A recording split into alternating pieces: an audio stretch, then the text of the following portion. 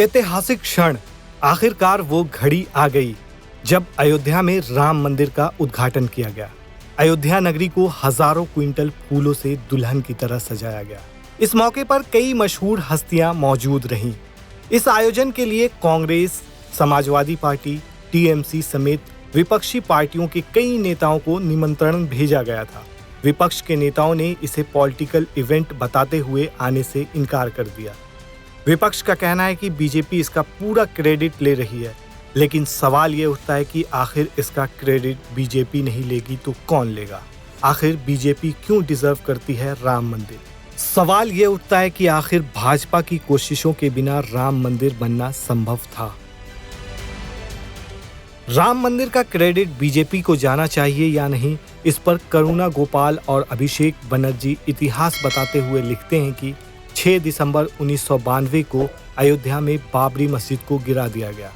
उसी शाम बीजेपी के नेता कल्याण सिंह ने इस्तीफा दे दिया। कुछ ही घंटे में कांग्रेस के नेतृत्व वाली केंद्र सरकार ने राज्य सरकार को बर्खास्त कर दिया। लेकिन 1992 में चुनी गई राज्य सरकार के लिए किसी ने भी आंसू नहीं बहाए। कांग्रेस पार्टी ने 1947 से लगातार भारत पर शासन किया था। उस दौरान औसत भारतीय 1950 की तुलना में 3 गुना अधिक गरीब हो गए। पैसा मांगने के लिए देश 7 बार IMF गया था। सबसे बदतर हालत 1991 के टाइम हुई, लेकिन राजनेताओं, कार्यकर्ताओं और मीडिया के लिए 1992 में केवल एक ही खलनायक थी, वो थी भाजपा, जिस पर धर्मनिरपेक्षता को नुकसान पहुंचाने का आरोप लगाया गया था। अक्सर पूछा जाता है कि राम मंदिर का श्रेय भाजपा को क्यों मिलना चाहिए। शायद इसलिए कि सफलता उन्हीं को मिलती है जो वास्तव में संघर्ष करते हैं।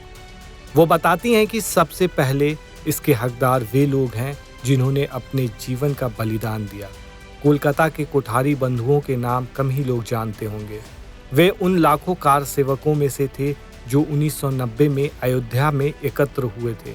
पुलिस ने उन पर गोलियां चलाई और सैकड़ों लोग मारे गए।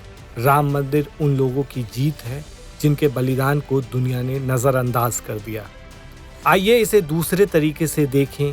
क्या भाजपा के प्रयासों के बिना राम मंदिर बनना संभव होता? सोमनाथ से अयोध्या तक अपनी रथ यात्रा तय की। रथ यात्रा के आयोजकों में से एक मोदी भी थे। आज कोई इन नेताओं और भाजपा को श्रेय देने से कैसे इनकार कर सकता है?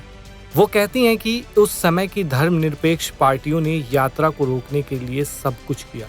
खुद आडवाणी को बिहार के समस्तीपुर में गिरफ्तार कर लिया गया। इस कदम से लालू यादव ने मुस्लिम वोटों को अपनी पार्टी के पक्ष में कर लिया, जो आज भी जारी है। उत्तर प्रदेश में पुलिस द्वारा कार सेवकों पर गोली चलाने के बाद समाजवादी पार्टी ने भी ऐसा ही किया। यह पूरे देश में एक टेम्पलेट बन गया। भाजपा की बिना सोचे समझे आलोचना करके मुस्लिम वोटों को एकजुट करना। दूसरी ओर बीजेपी को हर जगह इसकी कीमत चुकानी पड़ी। बताया जाता है कि 6 दिसंबर 1992 की सुबह भाजपा की 4 राज्यों में सरकारें थी। 2 सप्ताह बाद उनके पास शून्य था। सिर्फ उत्तर प्रदेश में ही नहीं, केंद्र की कांग्रेस सरकार ने हर भाजपा मुख्यमंत्री को बर्खास्त कर दिया। मध्य प्रदेश, राजस्थान और हिमाचल प्रदेश की विविध निर्वाचित सरकारें बर्खास्त कर दी गई। बहाना था उत्तर प्रदेश में कानून व्यवस्था की समस्या। संवैधानिक रूप से कितना सही है ये?